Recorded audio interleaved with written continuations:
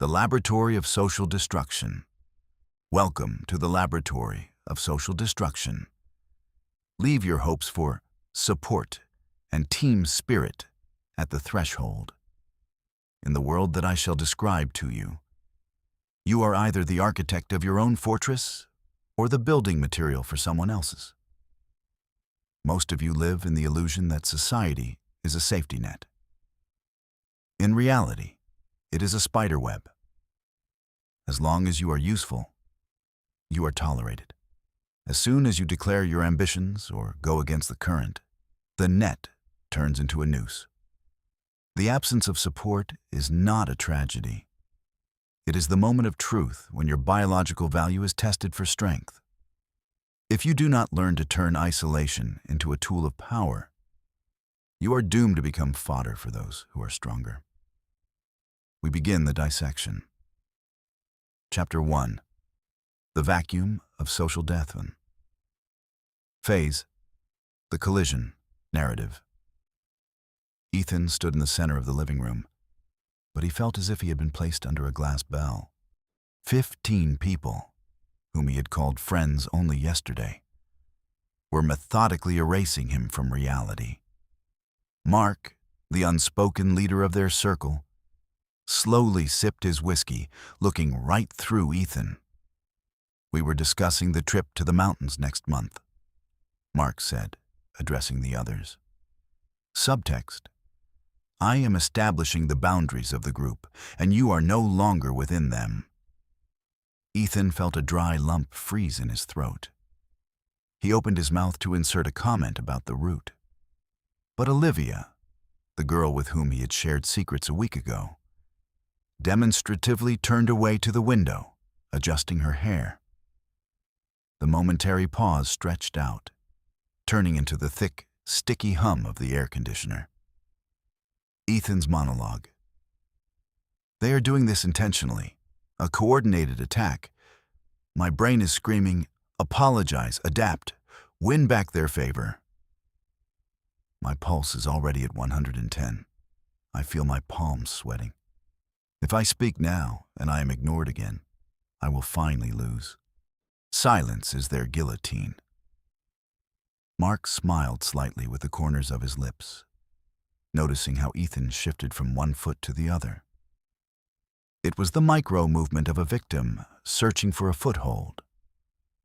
The room smelled of expensive perfume and cold indifference. Ethan realized he had been placed into an information vacuum. 2. Phase. Psychological X-ray analysis. What Ethan is experiencing is called social ostracism, one of the most cruel forms of psychological pressure. The neurochemistry of isolation. Research shows that social rejection activates the same zones of the brain, the anterior cingulate cortex, as physical pain. The group is literally hitting Ethan without touching him with a finger. The mechanism of the vacuum. Mark uses an informational vacuum. By depriving a person of feedback, the group forces their brain to generate catastrophe scenarios. Cortisol levels rise, which paralyzes the prefrontal cortex, the zone responsible for logic. Biological context. For our ancestor, exile from the tribe meant death. Your brain still believes that if the pack is not looking at you, you will soon die of hunger or predators. Mark is parasitizing on this primal fear. 3. Phase. Psychological precedent. Let us recall the experiment of Solomon Asch, 1951, on the study of conformity. The subject was placed in a group of Confederates. When the group was asked a simple question about the length of lines on cards, all the Confederates intentionally gave the same incorrect answer. The results are astounding. More than 75% of the subjects agreed with the obviously false opinion of the group at least once, simply so as not to stand out and not to feel the cold of isolation. The group possesses the power to distort your reality.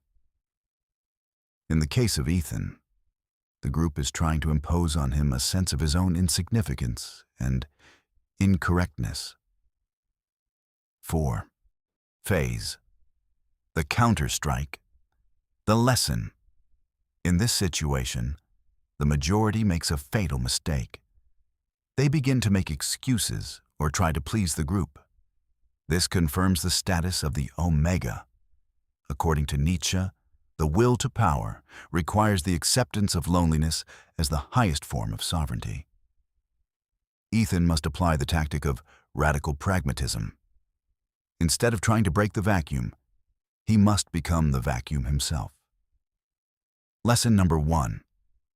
Become an invisible observer, not a rejected participant. Ethan slowly took out his phone without changing his facial expression. He did not look for support in the crowd. He looked at Mark as an interesting but insignificant biological specimen. Fascinating, Ethan said quietly, looking at the screen. Subtext: I am analyzing your pathetic games, and they amuse me. He did not leave the room. That would have been a flight. He remained, but he psychologically exited their hierarchy.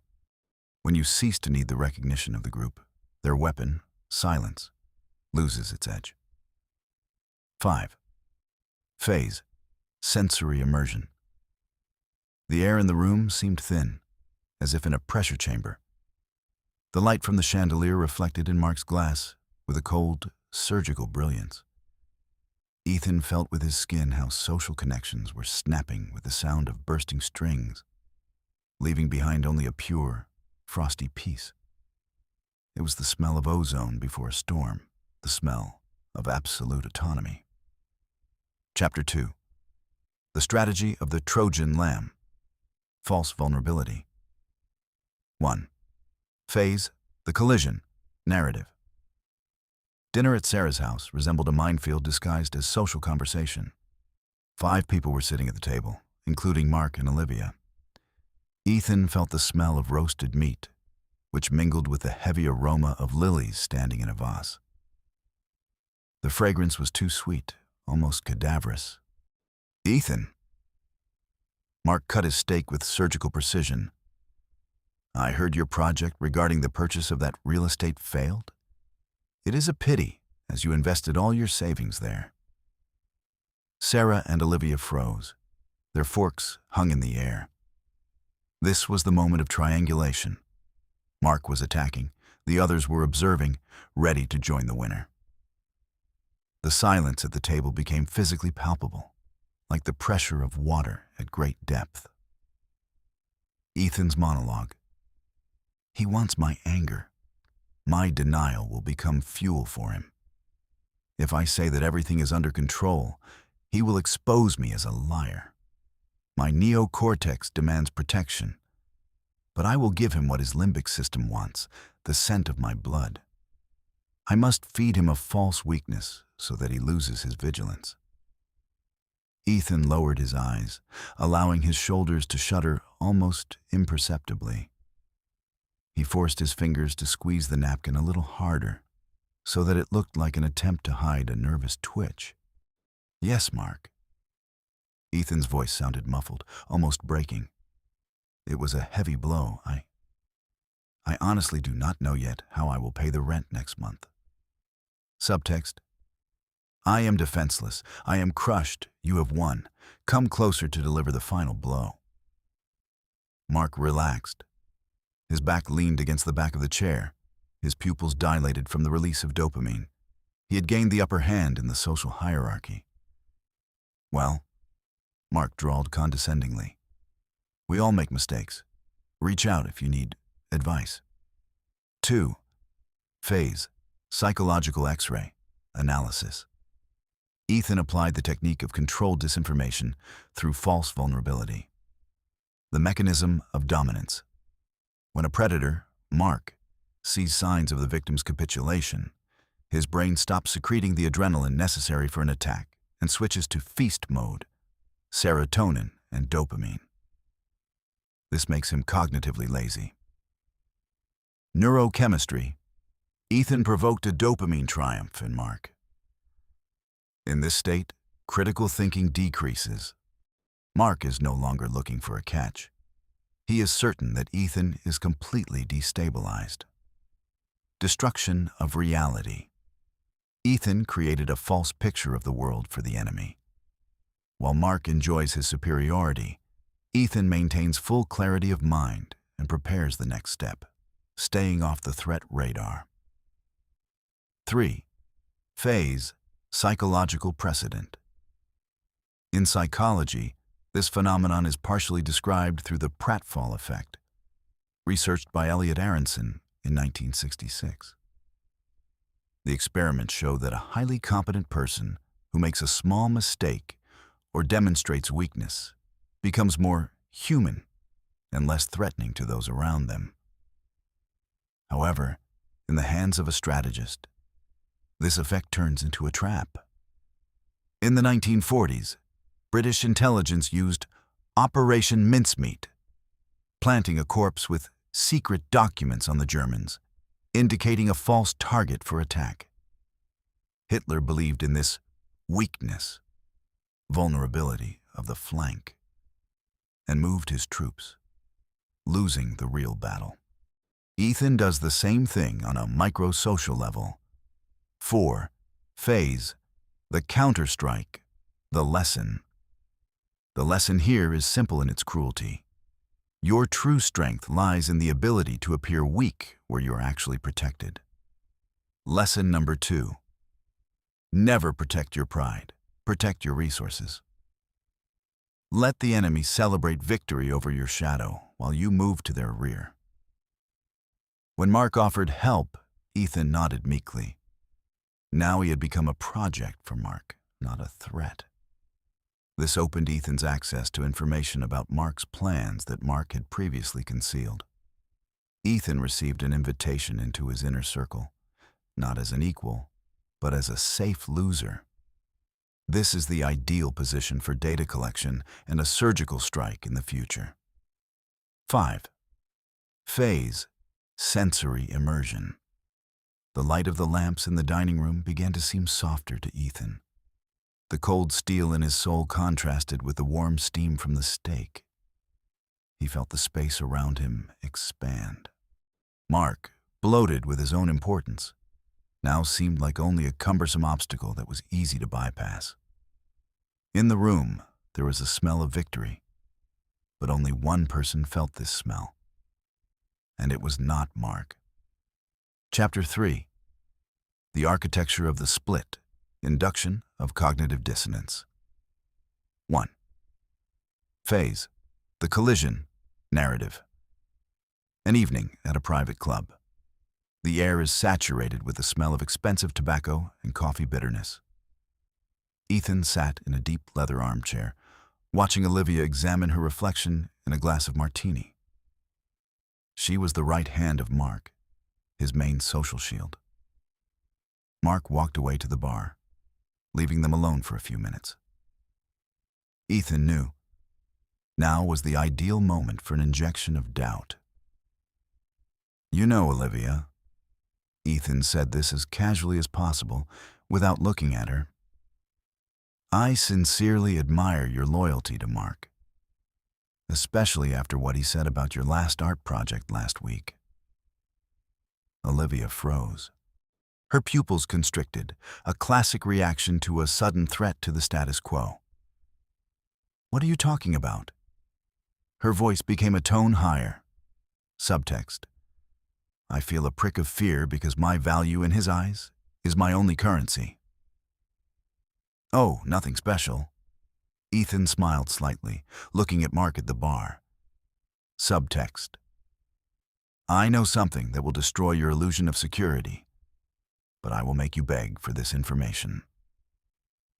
He simply said that your creativity is a great facade for his business goals. But as an independent author, you are... Anyway, forget it. He was probably just in a bad mood. Ethan fell silent.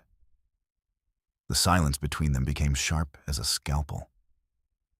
He saw how Olivia began to nervously twist the ring on her finger. Her brain had already launched the process of self-destruction. Ethan's monologue. The seed is planted. I did not lie directly. I only distorted the context. Now she will look for confirmation of my words in every one of Mark's gestures. Every time he smiles at her, she will ask herself, is this sincere, or is he simply using my facade? Doubt is a virus for which there is no antidote except total isolation. When Mark returned, Olivia pulled away almost imperceptibly when he tried to touch her shoulder. The coalition had suffered its first crack. 2. Phase, psychological X-ray, analysis. Ethan used the induction of cognitive dissonance. This is a state of mental discomfort that arises when two conflicting ideas collide in the mind. Mark is my ally, and Mark despises my talent. The mechanism of destruction. The brain strives for harmony. To eliminate the dissonance, Olivia must either admit that Ethan is lying, which is difficult as he was the weak and honest loser in Chapter 2, or start looking for signs of Mark's betrayal. The reticular activating system, RAS. Ethan reprogrammed Olivia's RAS. Now her brain will ignore 99% of Mark's kind words and focus on the 1% of his micro-expressions that can be interpreted as disdain. Biological base. Social animals are extremely sensitive to the loss of status within the pack. For Olivia, being a tool is a threat to her biological survival in this group. Ethan struck at the very foundation of her security. 3. Phase, psychological precedent. Fundamental research in this area was conducted by Leon Festinger in 1957. In his classic experiment, participants were asked to perform a boring task and then were paid either $1 or $20 to tell the next participant that the task was interesting. Those who were paid $1 experienced the strongest cognitive dissonance. I lied for pennies. To justify themselves, their brains actually began to believe that the task was interesting. They changed their reality to avoid internal conflict. Ethan forces Olivia to change her reality. To survive in the conflict, she will begin to behave coldly with Mark, which will force Mark, who does not understand what is happening, to begin suspecting Olivia of disloyalty. This is a self-fulfilling prophecy of betrayal. 4. Phase, the counterstrike, the lesson.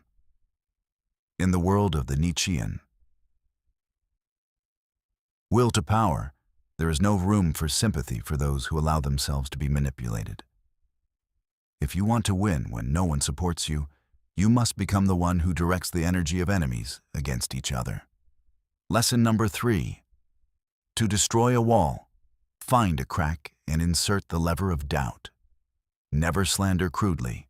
Always protect one enemy from the imaginary arrogance of another. When you tell a person that they are valued less than they deserve, you instantly become their only honest ally. You do not simply quarrel with them. You pull loyalty to yourself while remaining in the shadows. 5. Phase, sensory immersion. Ethan felt the air in the club become colder. The light from the wall sconces now seemed to him not cozy, but exposing. He saw every wrinkle of tension on Olivia's face. The sound of ice hitting glass in Mark's hands resembled the cracking of bones. Ethan took a sip of ice water. The taste was absolutely neutral, just like his conscience. He was the architect, watching his blueprint begin to be embodied in stone and pain. Chapter 4. Erasing protocol, destruction of reality. 1. Phase, the collision, narrative. The country house, rented by the company for the weekend, was filled with the smell of damp wood and expensive wine. Ethan sat on the veranda, watching the rain blur the outlines of the forest. James, a man who always positioned himself as the voice of reason in their group, approached him. Ethan, We were discussing yesterday's incident by the campfire. James leaned against the railing, not looking at Ethan. Subtext: I am here to officially present you with a collective accusation. Everyone remembers how you lost your temper and started accusing Mark of falsifying facts. We all believe that you should apologize. It was not nice. Ethan felt something snap inside him. Yesterday at the campfire, he was perfectly calm. He simply presented dry figures proving that Mark was lying about his income. He did not raise his voice. He did not lose his temper. James, I was calm. I simply showed the report. Ethan replied, trying to control his breathing. James sighed heavily and finally looked at him with fake sympathy. Do you see? You are doing it again, denying the obvious. Olivia was even frightened by your tone. We all saw it, Ethan. Perhaps you should take a break. You look unstable. Subtext: we have agreed to consider you insane, and your evidence no longer matters. Ethan's monologue: they are rewriting history right now. Group gaslighting. If I start to argue, it will only confirm their version of my instability. My hippocampus stores a clear record of yesterday evening, but social pressure forces my neural connections to doubt. The brain seeks the approval of the pack, and the price of this approval is the abandonment of one's own memory. I feel the cold creeping under my sweater. They want me to surrender and accept their lie as truth. James patted him on the shoulder. This gesture was intended to assert his superiority and caring position, and went into the house, leaving Ethan in the silence broken only by the steady tapping of the rain. 2. Phase: psychological X-ray analysis. What James applied is called group gaslighting. It is a form of psychological abuse in which a group of people conspires, explicitly or implicitly, to make an individual doubt their memory, perception, or sanity. Cognitive suppression. When several people confirm a false version of events, the victim's brain experiences a colossal load. Under the influence of cortisol, the prefrontal cortex, responsible for critical analysis, begins to work worse. The victim enters a state of submission trance. Paralysis of reality. In biology, social isolation is a precursor to death. The group exploits this fear. Either you admit our lie, or you will remain alone in your truth, which we will call madness. The neurochemistry of submission. The brain secretes oxytocin when we agree with the group and punishes us with a sense of anxiety when we go against it. James is using your own biology against you. 3. Phase: psychological precedent. A fundamental example here is the work of Elizabeth Loftus on the study of the misinformation effect and the formation of false memories. In one of her famous experiments, Loftus and Pickrell, 1995, participants were implanted with a false memory that they had been lost in a shopping mall as a child. Using the testimony of relatives, Confederates, the experimenters forced 25% of participants not only to remember this event, but also to supplement it with details that never existed. Group pressure is capable of implanting entire layers of a false past into your brain.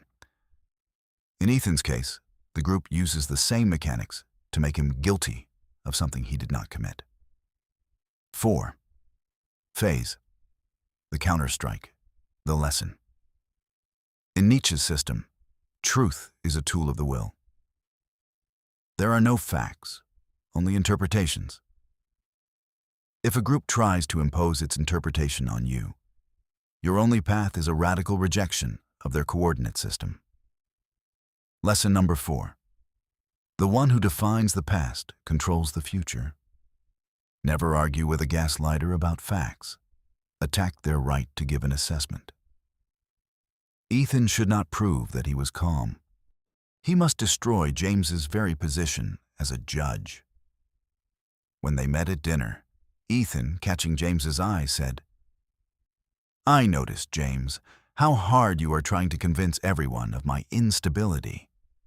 It is a curious strategy of distraction." Subtext: I see your game, and it is primitive.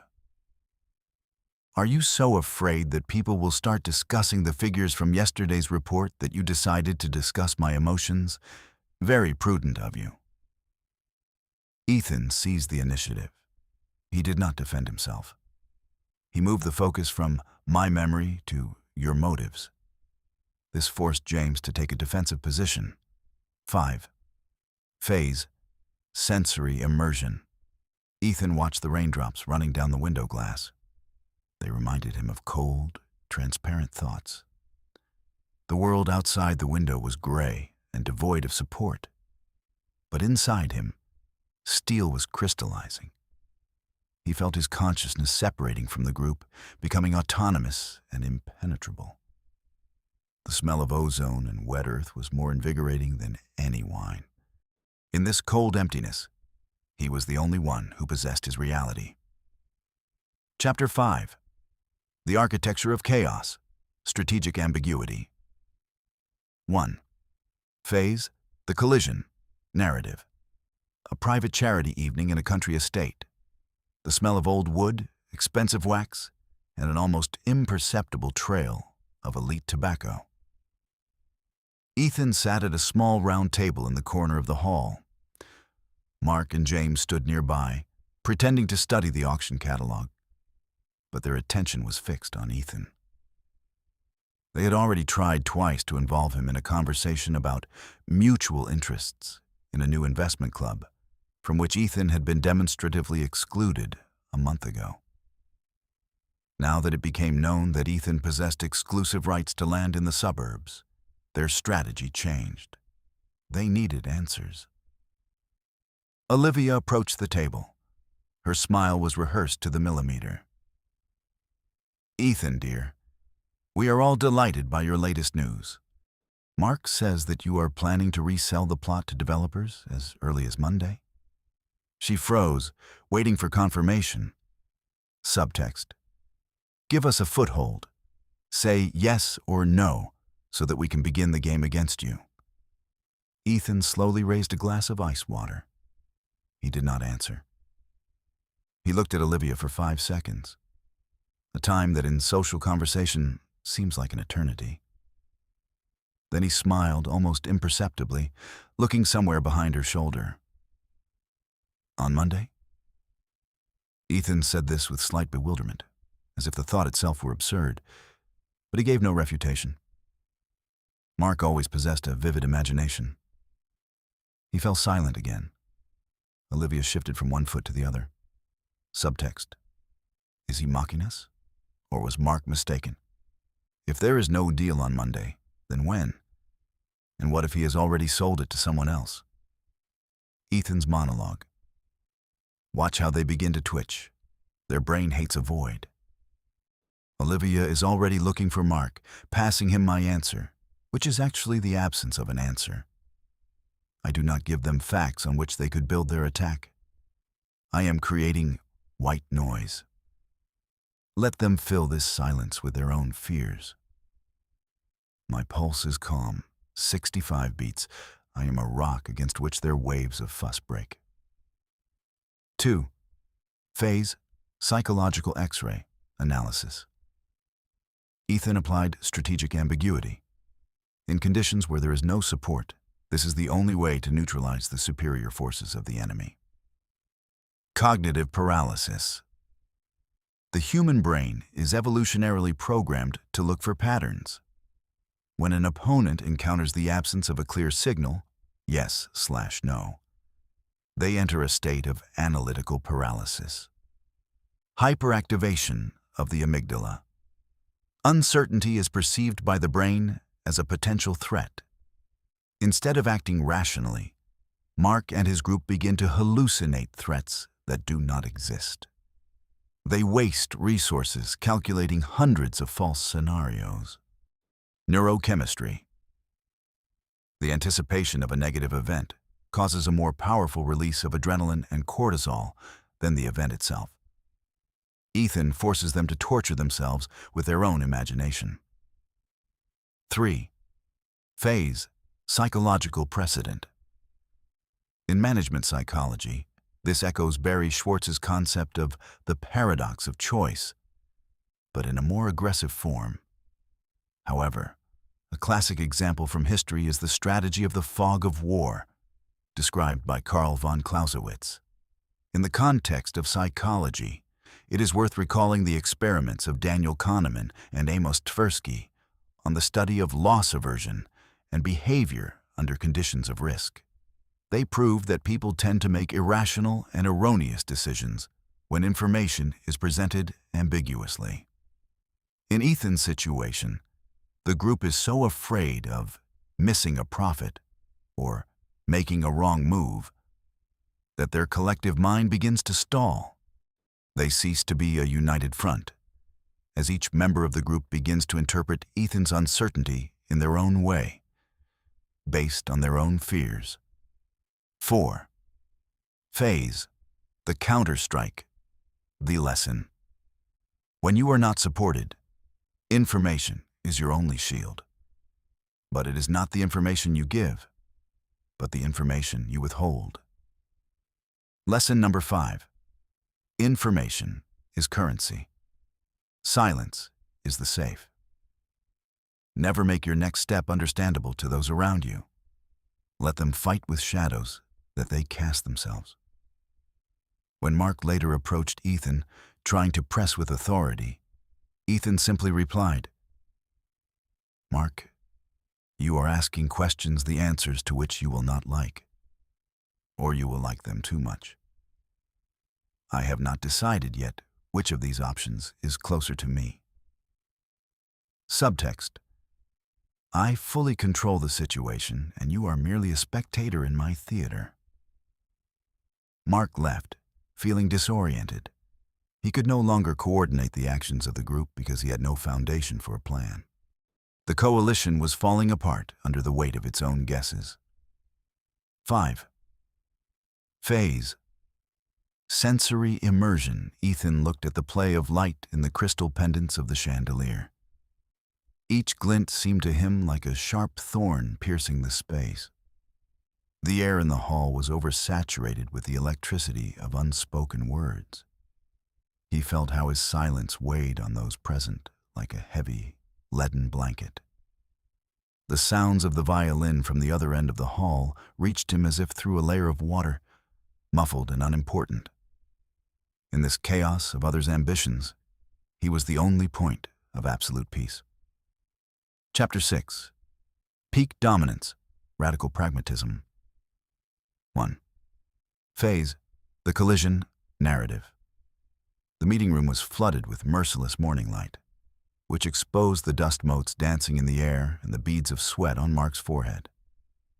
The group had to make a decision on a tender that they were failing because of internal strife. Olivia sat with her arms crossed. Her gaze was fixed on a crack in the table. She no longer trusted Mark. James was feverishly flipping through documents, trying to find in them the foothold he had lost in the conversation with Ethan on the veranda. We need to vote for Mark's proposal," James said uncertainly, looking at the others. His voice broke at the end of the phrase. Subtext: I am afraid to take leadership, so I am clinging to the old structure, even if it is rotten. Mark tried to straighten up. Yes, the plan is ready. We are going all in. Ethan, do you agree? In his question, there was a plea that he tried to hide behind a mask of command. Subtext: Please, confirm my power. I no longer feel control. Ethan slowly stood up. He did not look at Mark. He looked at the project map hanging on the wall as if it were the only living being in the room. Mark's plan is an epitaph for our budget, Ethan said. His voice was devoid of emotion. It sounded like the strike of a metronome. Olivia knows this. James suspects this. And Mark is simply too frightened to admit the obvious. Ethan walked up to the board and with one sharp movement crossed out Mark's diagram. Here is what we will do. Subtext.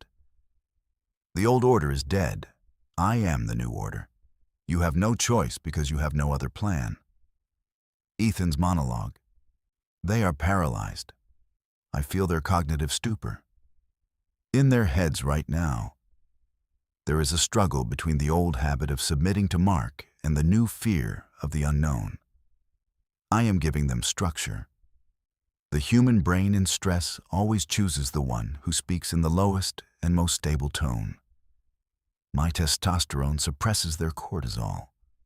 Right now, I am not their friend or their enemy. I am their only straw. 2. Phase. Psychological X-ray. Analysis. Ethan committed a seizure of management through radical pragmatism. When a social hierarchy is destabilized, power does not pass to the kindest or the smartest, but to the one who demonstrates the highest confidence in conditions of chaos. The biology of dominance. In ethology, this is called the winner effect. When an individual wins a series of encounters, their hormonal background changes, increasing the number of testosterone receptors in the brain. Ethan is now in a state of biological triumph, while Mark is in a state of subordinate defeat. The neurobiology of leadership. The group experiences cognitive relief. Ethan's decision, even if it is harsh, removes the weight of uncertainty from them. Their brain secretes a small dose of dopamine simply because now it is clear what to do. The will to power. According to Nietzsche, life is not preservation, but expansion. Ethan is not trying to preserve the group. He is absorbing it, turning former enemies into tools of his will. 3. Phase. Psychological precedent. Let us turn to the concept of social facilitation and the experiments of Robert Zayonk. He proved that the presence of other people enhances a person's dominant reaction. In a situation of crisis, the dominant reaction of the crowd is panic or freezing. If one person demonstrates a clear, directed action, the group automatically facilitates them, adapting to their rhythm. It is also appropriate to recall Stanley Milgram's research on authority. People tend to obey a legitimate authority, even contrary to common sense. Ethan creates his legitimacy here and now through confidence and competence. He becomes the expert to whom the group delegates its right to thinking. 4. Phase. The counter-strike. The lesson. Power is not a title on a business card. It is the ability to impose one's will in a moment of general confusion. If you are not supported, become the one without whom they cannot survive. Lesson number 6. Leadership is the extraction of responsibility from the weak. Never ask for permission to lead. Simply start giving orders as if it were the only law of nature. When Ethan finished explaining his plan, silence reigned in the room. No, it was already a different silence. Not the vacuum of Chapter 1, but the silence of expectation. Olivia, you will handle the logistics according to my scheme. James, the reporting. Mark. Ethan looked Mark directly in the eyes for the first time. Mark, you can simply not get in the way. Olivia nodded. James opened his laptop. The hierarchy was rebuilt. 5. Phase. Sensory immersion. In the room, there was a smell of ozone from the working printer and stale coffee. The light now did not blind Ethan. It seemed to him like a spotlight highlighting his triumph. He heard every click of the mouse, every movement of the pen on paper. These were the sounds of his new empire. The air became dense, tangible, subordinate to his breathing. He felt like a steel rod around which chaos swirls, acquiring form and meaning. It was a pure, distilled triumph of the will. Chapter 7. The Crown of Dependence. Total Sovereignty. 1. Phase. The Collision. Narrative. A month passed. An office on the 42nd floor, the panoramic windows of which turned the city into a scattering of insignificant lights. In the air stood the sterile smell of conditioned air and expensive printing ink. Ethan sat at the head of the table, reviewing the final report on the project that had brought them millions. Mark sat to his right. The former leader now resembled a shadow of himself.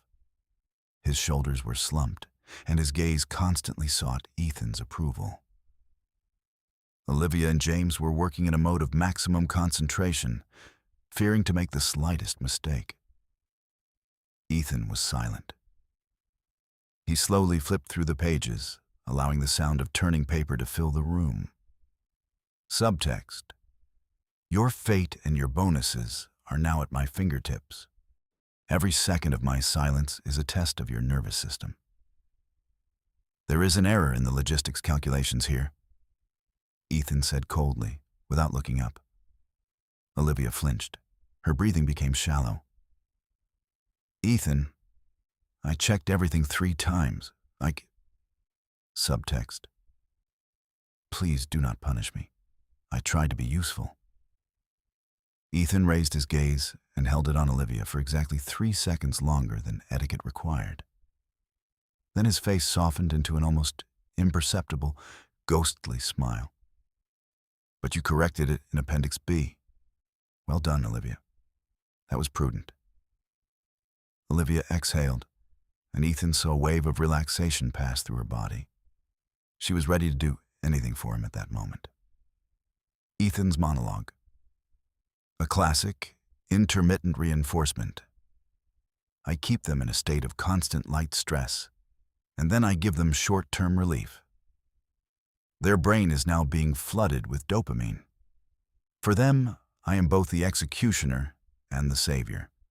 Mark looks on with envy. He realizes that I bought her loyalty cheaper than he ever could. Now they do not just support me.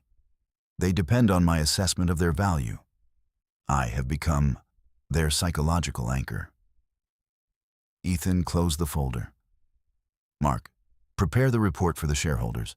I want you to explain to them why your initial strategy was erroneous. Subtext: I will force you to publicly admit my superiority and consolidate your status as a subordinate. 2.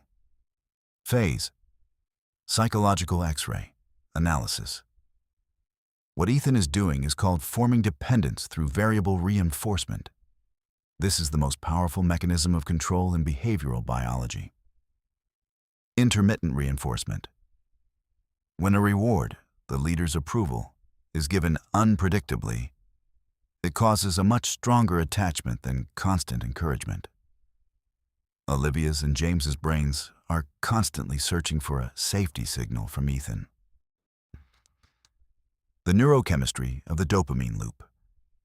The anticipation of praise activates the ventral tegmental area, VTA. When Ethan first points out an error, stress, and then praises, reward, a powerful release of dopamine occurs. This forms a pattern of conditioned loyalty. Biological hierarchy. Ethan uses the social glue effect.